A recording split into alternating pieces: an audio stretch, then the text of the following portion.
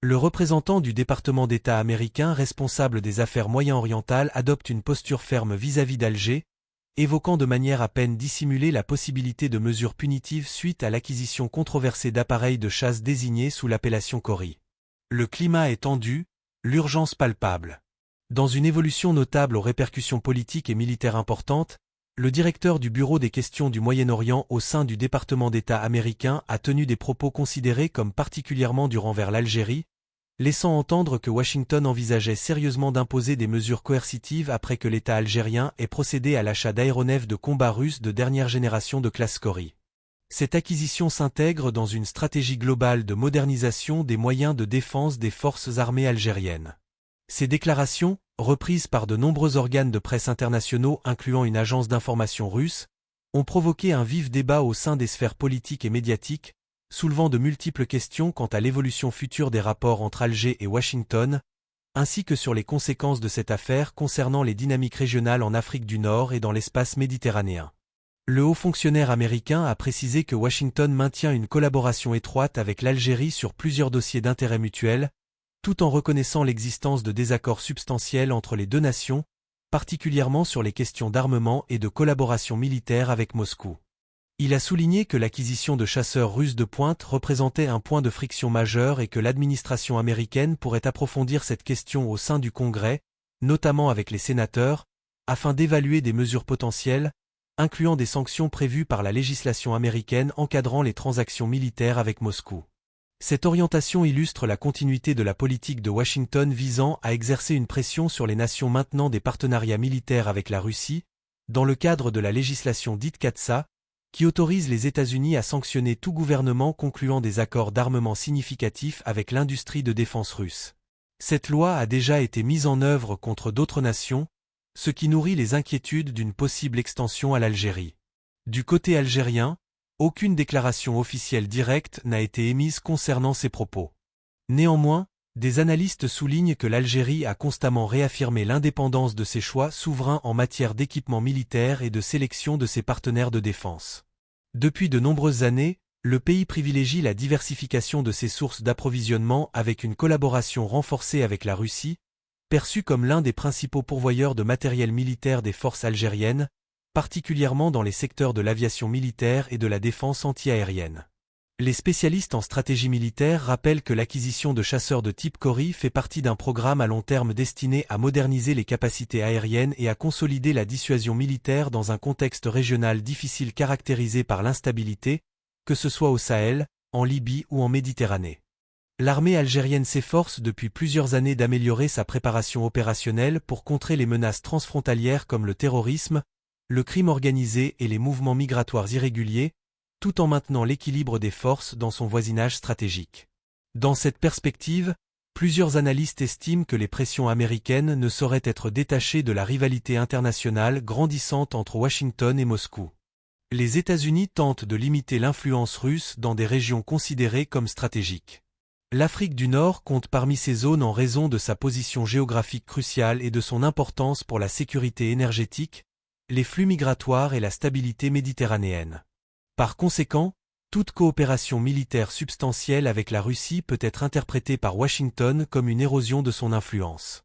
À l'inverse, de nombreux observateurs rappellent que l'Algérie ne s'aligne sur aucun bloc international et poursuit une politique étrangère basée sur le non-alignement et la diversification des partenariats, une approche historique héritée de la période post-indépendance.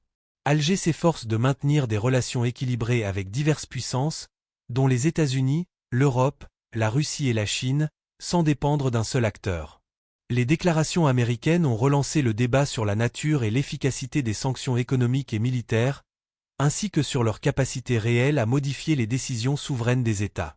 Dans de nombreux cas, les sanctions n'ont pas transformé les politiques des pays visés, mais ont plutôt compliqué les relations et incité ces États à chercher d'autres partenaires.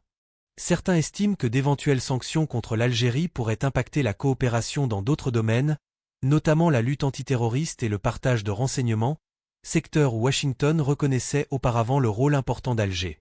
Des inquiétudes subsistent également quant à un possible climat de tension inutile dans les relations bilatérales, d'autant que l'Algérie occupe un rôle central dans la stabilité régionale et les médiations diplomatiques, notamment en Libye, au Mali et dans d'autres dossiers africains. Toute pression excessive pourrait donc nuire aux intérêts communs des deux pays.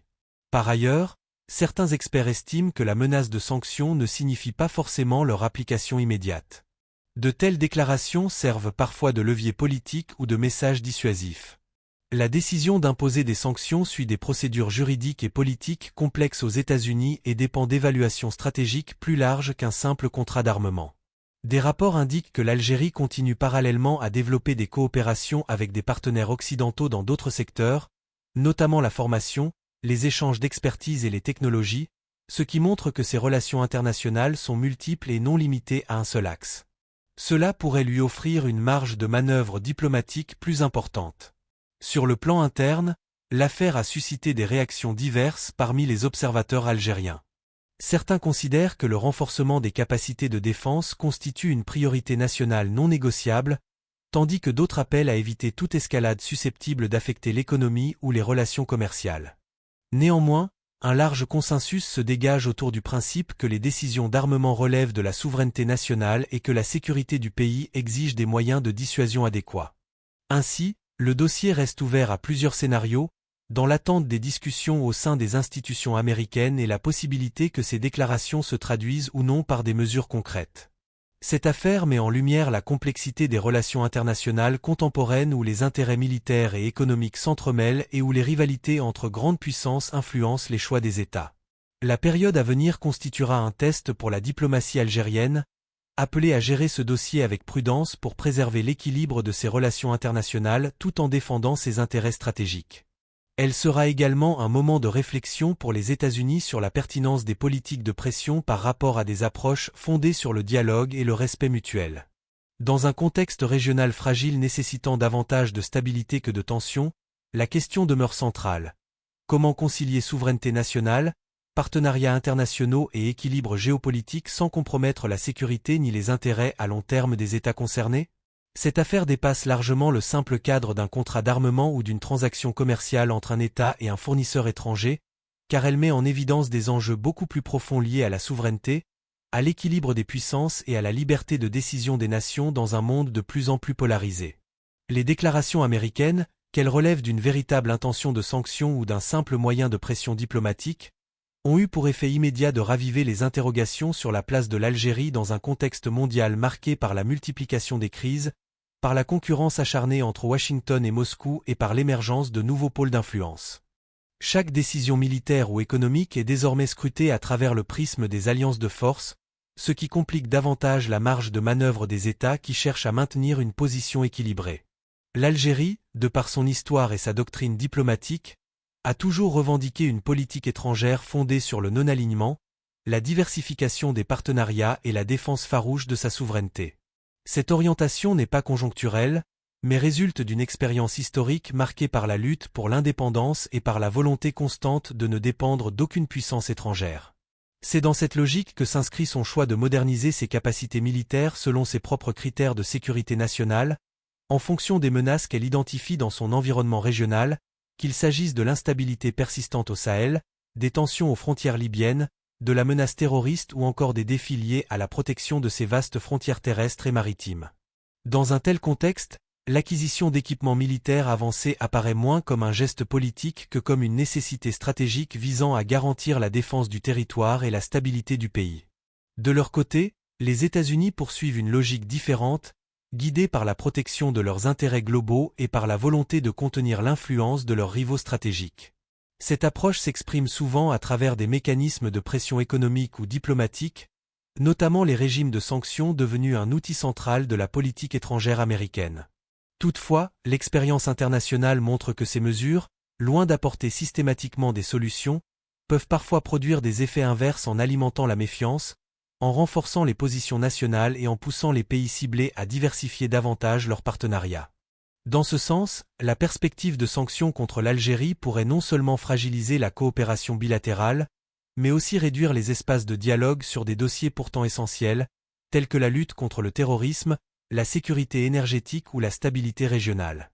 Il convient également de rappeler que les relations internationales ne se résument pas à des rapports de contrainte ou de domination, mais reposent aussi sur des intérêts mutuels et sur la recherche d'équilibre durable. L'Algérie et les États-Unis ont au fil des années développé des canaux de coopération dans plusieurs domaines, qu'il s'agisse de la sécurité, de l'économie ou de la diplomatie.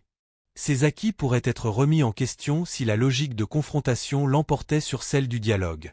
Or, dans une région déjà marquée par de nombreuses fractures, toute escalade supplémentaire ne ferait qu'accroître l'incertitude et compliquer la gestion des crises existantes. Au-delà des considérations strictement politiques, cette situation rappelle aussi l'importance de la cohésion interne et de la conscience collective face aux défis extérieurs. La stabilité d'un pays ne dépend pas uniquement de la puissance de son armée ou de ses alliances internationales, mais également de la solidité de son front intérieur, de la confiance entre l'État et les citoyens et de la capacité de la société à se rassembler autour de ses intérêts fondamentaux.